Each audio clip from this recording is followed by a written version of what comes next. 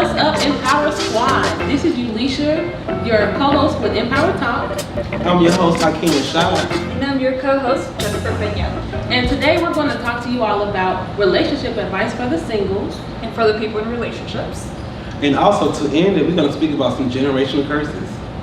So, Let's start. the singles, we got to find somebody.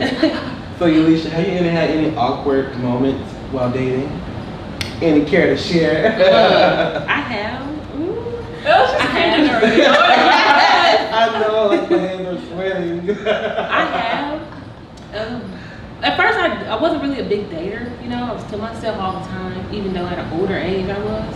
But like when I first started Older age? You are young and beautiful. No, I'm in the threes. I'm just kidding. No, yeah. No, but like for real, like okay, when I did start dating, I started dating in my 20s, like later on in my 20s. Okay. Like a couple of awkward moments I had when I first started dipping my toe in the dating world. People started asking me like weird questions, and I was like, I'm a more conservative person, so it's like when somebody starts to do a little weird stuff and ask me, oh, do you like this? Do you like that? Oh, that's fine. But then when I meet you, you try to do something weird, that's automatic turn off.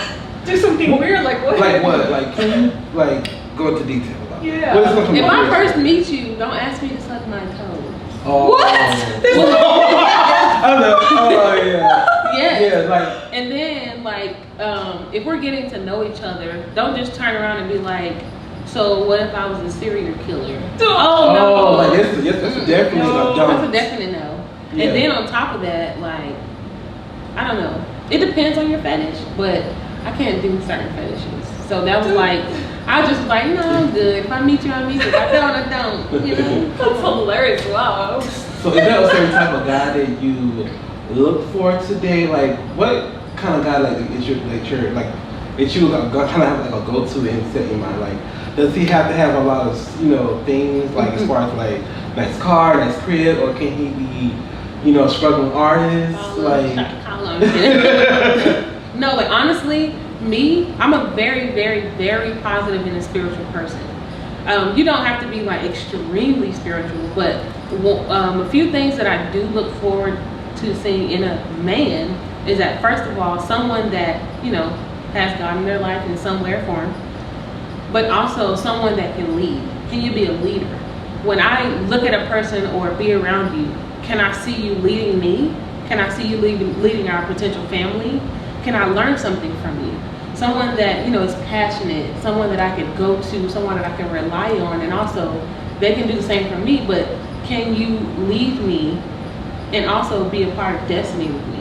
I really look at that differently, and I've always been that way, even at a younger age. I look at relationships and bonds differently, and some people don't do that. So when you actually sit down and have the conversation with someone, what are their goals, purposes, do you see where do you see yourself? Where do you see us, Where can we go? This is lawyers. Yes. I'm joking. What are your goals? I need to know your ambitions. I need to know where my life is going. Yes, but it's good. if I can grow with you, That's because sometimes you meet people in a space, you have to grow with them. Sometimes it might not be all the way there. Right. No one's perfect. Can you grow with them? So, you gotta bend a little bit, gotta sacrifice. Instead of asking you to suck your toes. Now this is a question. Yes, I'm not sure if you ever had experiences, but I know some people out there experience a guy who probably has a car or in a house. Are you picky to the point where if he has one or the other, you good with, or if he has none, is it a deal breaker, or even to red flags? Because I feel like in the beginning of dating, the flags are there, either they're red or green. So just those are things you pay attention to, because those are things that you're gonna experience along the way. So sorry, coffee. But those are some things you're gonna experience along the way. So just what are can you tell us some of the red flags to look out for? One thing I can say is, no matter what and no matter who the person is, do not ignore the red flags. I have had experiences where I have, in a way, ignored the red flags or being like, okay, I always look for the potential in a person. sometimes you can't just look for the potential, you have to look for the reality. Yeah. So if a person is like, if you're, say for instance, you get in an argument or you get in a disagreement, how that person reacts in that moment or what they do and how they come to you, that just shows you how that's going to be for however long you want to be in a relationship.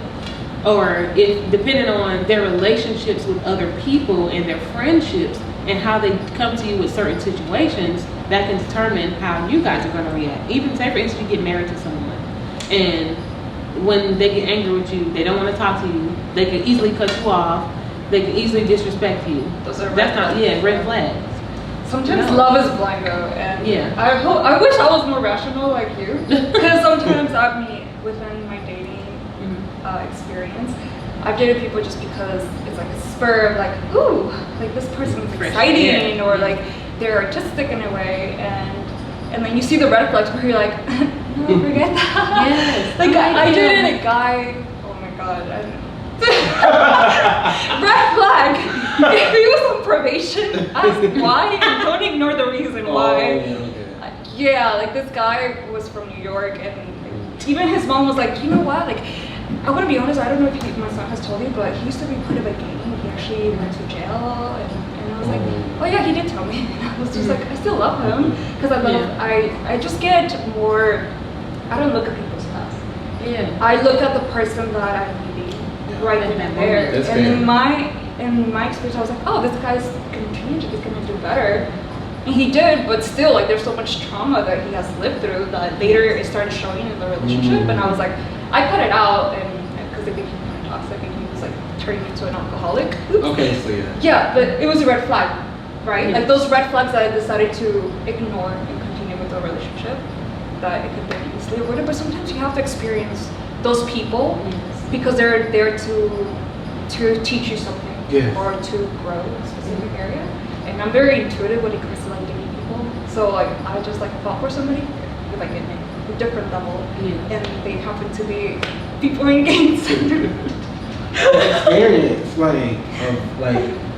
dating and knowing what you like and what you know most. Like those early 20 years, like 20s, is the most important to get to know yourself. Very true. So take our time to get to know what you like, because even if I know there are a lot of people who started off dating early or being in a relationship early. So I don't know who they are, but so just like you kind of miss out on that, like I said, self-reflect time. So that's what I spoke about earlier in the beginning of the season about self-reflecting. You need time to do that, and you grow. You don't stay the same person when you're 19 to 20 years old. When you turn, you start to approach your 30s, or you're in your 30s. You spoke about too early in the season about how seasons is different seasons for everything to learn and grow. So just like pay attention to those red flags and make sure that what you see in the beginning is gonna be something to see in your future as well. So because just how life is, things repeat again and again. In different People forms. exactly. People will repeat the same way. So their old habits will continue to be there, just in a different form, in a different way. Yes. I mean, I know there's people that are growing, but you also have to acknowledge, like, is this somebody that I want to grow? Like, they're already a good marble that they're gonna be shaped well, or like this person has like too many flaws, and I know I'm gonna do it. Because I know as girls, we always want to fix people. Like we have this nurturing characteristics, right? Yeah. New level, new devil. Yes, but don't fall. Just always remember your deal breakers. And as well as someone else looking at you the same way. You have to be a reflection of what you're looking for in life or what you feel is lined up with your purpose in life. So you have to be that reflection what you're seeking. If you're not living that way, if you're not walking that way daily, you might miss it. And so you might encounter those people that can be in different stages in your life. So you just remember that you have to be the reflection of what you're looking for as well. Right. You attract what you I like that. Yeah, I like that. I mean, like, marriage is not for everybody, and not everybody want marriage. But I need a ring on this one. Or kids. Right, or kids. So just like with those that, would like for marriage or kids, like talk about that in the beginning. Because sometimes who you get to know may not be comfortable speaking about it, and have those uncomfortable conversations off in the beginning. Because when you can get through an uncomfortable conversation with that person, that's the person that's for you. Probably 80% of times, like this is gonna be good things to happen. Like even not just relationships, with friendships. Like sometimes it's good to have those uncomfortable conversations because that's the moment of growth. Like growth is very important, and so everything kind of aligns with each other when it comes to relationships. Being single. They're all things where you can, like have your trials and your ups and downs, and that's the beauty of it. We can all get here and share them, and like I said, have those conversations in the beginning. Yes. Let's talk about relationships now, though. Yeah. For the non-singles. For the doubles. Right. So I'm gonna say some relationship red flags can be, for my viewers that are in relationships out there. Red flags, I say somebody disregard your feelings. Never let any partner disregard your feelings, because that's the moment of them saying what should hurt you and how much it should hurt you and how you should feel it. Never, that's like a red flag when they're trying to tell you how you should, operate your feelings. And if you're trying to speak about your feelings and you feel like you're not listening, or you feel like there's you kind of talking to a brick wall. That's why I put my hand like this, okay. So just you kind of talking to a brick wall. You don't want to feel like that too many times. Express that and be like, hey, this is how you make me feel when I express my feelings, and the next doesn't get it, run. Or 'cause sometimes you have to teach your spouse a lesson. Sometimes you gotta break up to make up. Sometimes you gotta even move away sometimes. And when I say move away, it's kind of cut the cord off. You're either gonna appreciate a person more, or they're gonna appreciate you more, or you're gonna realize that I'm better off without that person. And I feel like any person who's been in a relationship a long time, or probably longer than 3 years, you're gonna start to experience some challenging things. And so therefore, there's nothing wrong with taking a break from your relationship or whatever. Because some relationships out there that who I look up to or get advice from, I feel like those relationships, you don't know that they probably had a split, and that's the thing, it's not your business. So it's just at the same time, it's as long as you go through that time, of self-reflection and with your partner, that is very helpful. So. I like that. You have to remember when you're in a relationship that the other person had their own upbringings. They're not going to be perfect for you at the moment. They're growing with you, so don't expect them to be a certain way or to love you the way that you want to be loved. This is why you're in a relationship, so you can come together and say what life do you want to live? How do we want to live to each other, and help each other grow, help each other see the potential to each other, and help you remind you I see you as this person. Right now you're not acting like that. Yes. Be vocal. Be vocal and have patience with each other. Patience. Because we have so much trauma in our lives that it's going to reflect. Maybe you start acting like your dad or your mom because that's what you saw, and then you start using it in a relationship. You realize, oh my God, I don't want to be like my mom. I don't want to be like my dad. But understand that that's what you grew up with. That's what you grew up seeing and hearing. So you're going to encounter that, and it's for you to be conscious to realize that's not the person that I want to be. I'm sorry if I'm hurting you. I'm sorry this way. Let's move forward together. Let's be in the middle. Let's figure out what do you want and why want and why you don't want and you don't want, and work with that. Always have a lot of communication. I think that's very important, because the moment you start taking things personal, the moment that you start making assumptions, it just goes out the window. You start making all these stories, overthinking. So you have to be clear and constantly come back to it, because it's not gonna be oh, I already told you this. Yeah, you did, but I kind of forgot. So you have to constantly be there, remind each other what is the bigger picture, and support each other. And love is the answer at the end of the day. And if you're with them for such a long time, it's for a reason, because you love them. And sometimes we forget that. So just tapping back into that why, why are we together? Yes. That love that connects you. Remember what brought you together. Yes, it's important. And we have to remember that throughout the Continue relationship. to date your partner. Yes. Don't stop doing That's that. a good tip. Not even in your 70s. Right? Yes. So, to back to what you said, you spoke about past good traumas. That's why certain people in relationships deal with certain things. Do you think the reverse part of that? Do you think some of us date our parents? Like, let's say, you know, you're in a relationship and you're dating this guy, he's more like your dad, or you're in a relationship and you're dating this girl, she's more like your mom. Like, do y'all like kind of feel like? Cause I hear some of those experiences out there too, like you're dating your mom, or you're dating your dad, like, or you're going money out. Don't say that to me, like I know you don't. It's like an unconscious thing Yeah. that we do, but like when you say about past the traumas. I hear that a lot.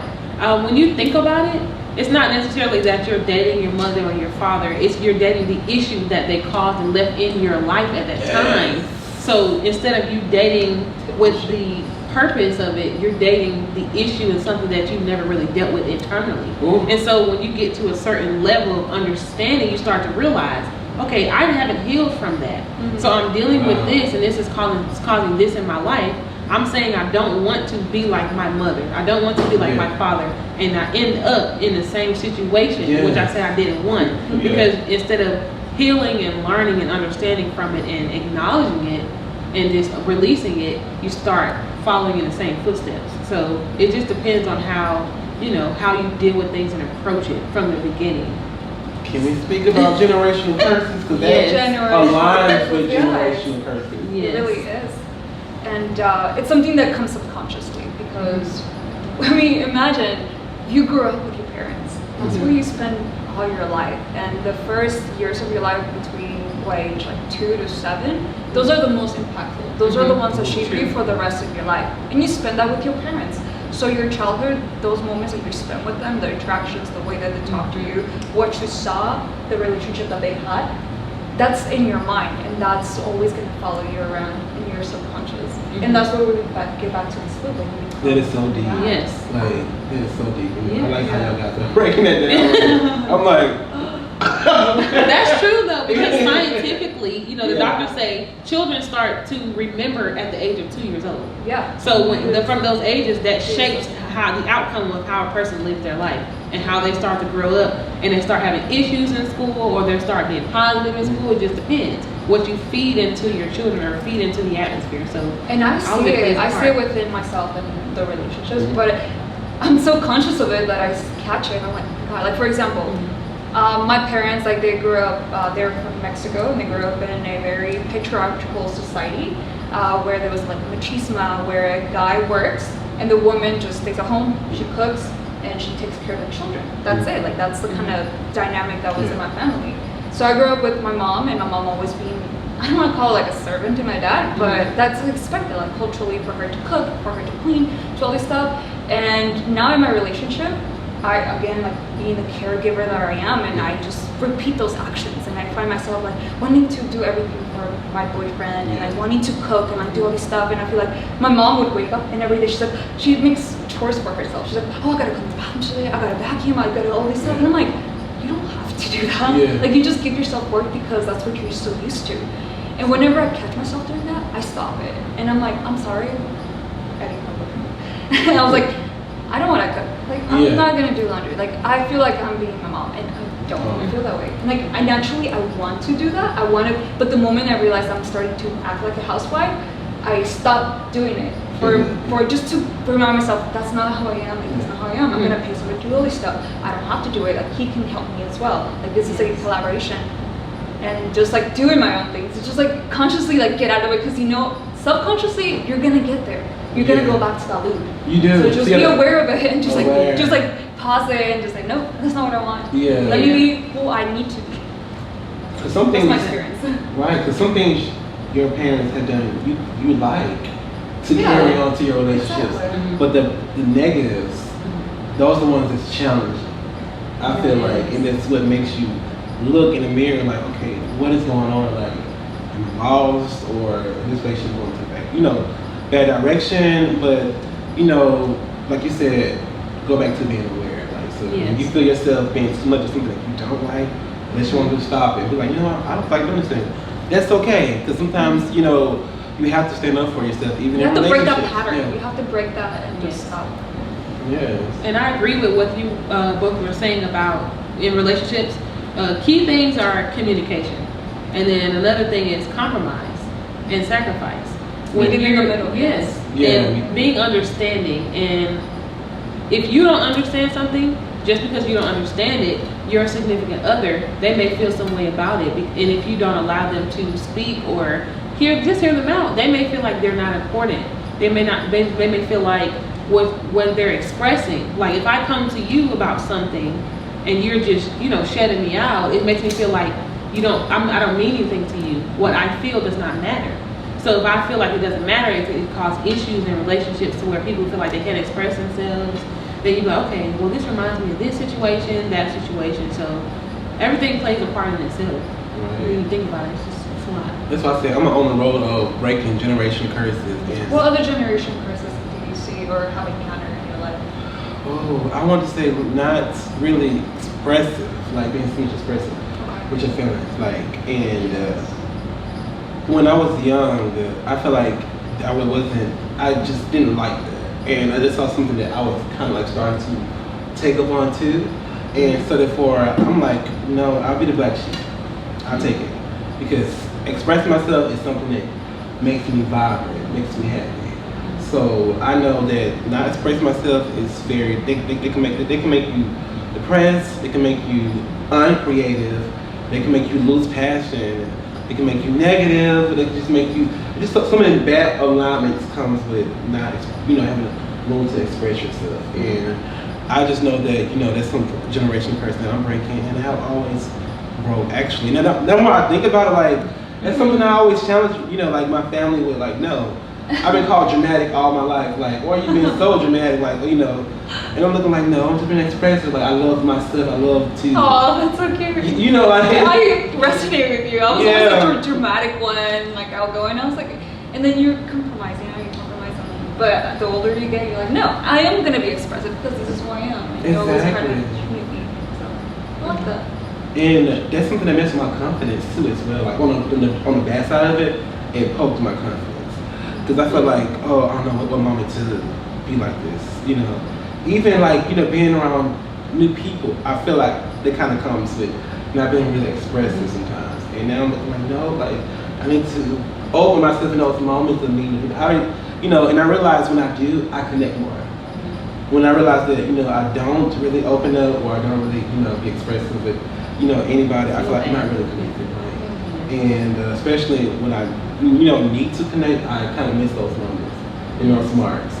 Or even, certain opportunities, like when we're not present of how we're being because of how we was raised, like, it's okay to grow up and have your own opinion and, your own, even religion, like for those that have religion backgrounds, like it's okay to go find your own religion. It's okay, like, to do that. Don't be scared, Yeah, because, Experience it yourself. Yes, because you have to, like, have a mind of your own. Relationship with God. And or yes. powers, what some people believe. So, yes, that's true. Yes. I agree with that very much. Another generational curse.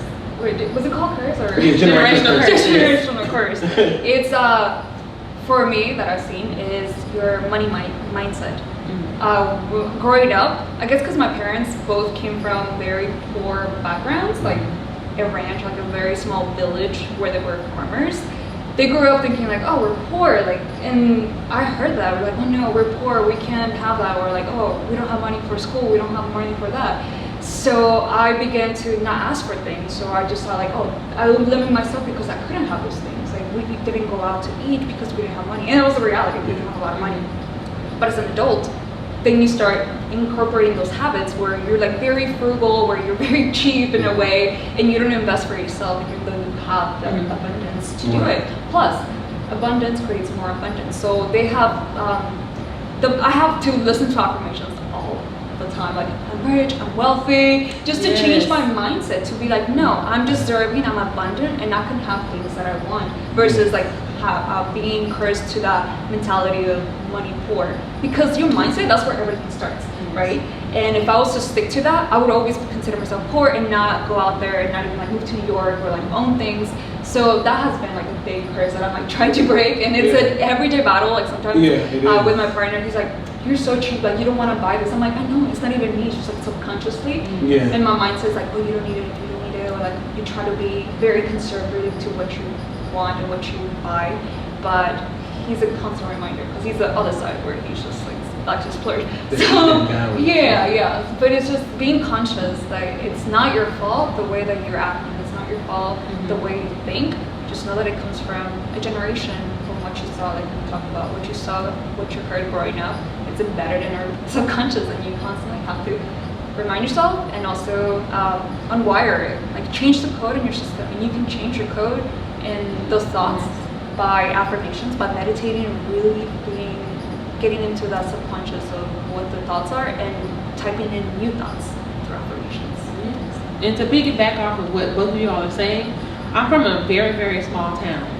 And growing up, I was always, we would learn things, we're taught things. But as I observed things, as well as living in a small country town and then moving to a big city, it's good to have a mixture of both. But what I did learn was that, as a woman, as a young woman, you're not supposed to do certain things. And you're supposed to do this and you're supposed to do that. And then men, they're supposed to do, take care of the household and be the strong provider and this and that too. But it's also about the mindset.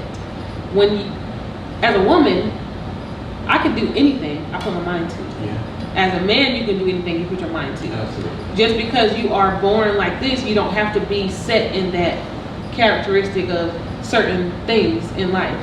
Yeah. So growing up in life and seeing different parts of both, city and country life, it kind of contradicted with me. Like I have dreams and I had big dreams, and I was like, oh, I can't do this because I'm a woman and I can't do this, and I was taught this way. But like when I came to, I guess, my adult life and started venturing out on my own, I started to broaden my horizons and I started to see new things, and I wanted more and better for my life. So I have it in my mind and I have it in my life, I'm going to create something generational so that I can pass it down to my kids and let them know that you don't have to be this way to be successful. You don't have to go through this just to get this outcome. So it's not an easy road. Yes, it's not. It's very challenging. It's like a 1% group that chooses to go against the odds. They want more out of life. You got more people who are willing to make risks and changes. That's it, more people. I mean, you got less people who are like, willing to make those risks. And I'm just here to tell you, hey, like, I'm trying to make it more people, like, because it's good to go against the grain sometimes. Yes. Especially if you're passionate about it, you got the right intentions, and it feels good in here, like, then you should do it. Like, there's scary money don't make no money. So that 1% that you're talking about, most of them are entrepreneurs. So most of you guys are the ones that are listening, and these are the people that we like to surround you with, because not everybody thinks that way. And the more the people you meet, you realize, oh my God, like not everybody wants something like way better out of life. Some people are just fine with just the comfort, and then I think that's fine though. Like we need both. The life, Earth has a balance for it to function. Right? There has to be a consumer, there has to be a producer, there has to be that. So it's fine, like just identify to what you are. Are you that person that wants to be better and like maximize that potential? Or do you want a comfortable, beautiful life? Like there's no right or wrong. Just pick and then be around those people that inspire you to be that and be your friend, your group of friends. Yes, and don't settle. No matter what, don't settle on your life and what you deserve. Absolutely. Open your mindset to change. Like, it's okay. Change is good. Failure is even good. Because sometimes we all can be looking like, oh, failure is like, I don't want to fail, and this makes us not want to do certain things. We'll end up procrastinating, not doing it at all. So it's just like, sometimes failure is good. It's your teacher. How are you going to learn to get better at something if you don't know how to do it, or you're too scared to fail? Like, it's not necessarily a bad thing. So, be open, you guys, and this is a wrap to our episode. That was great. Yeah. Thank you so much, guys, for listening. Empower Squad. Empower Squad, yes. That's it. See you guys later.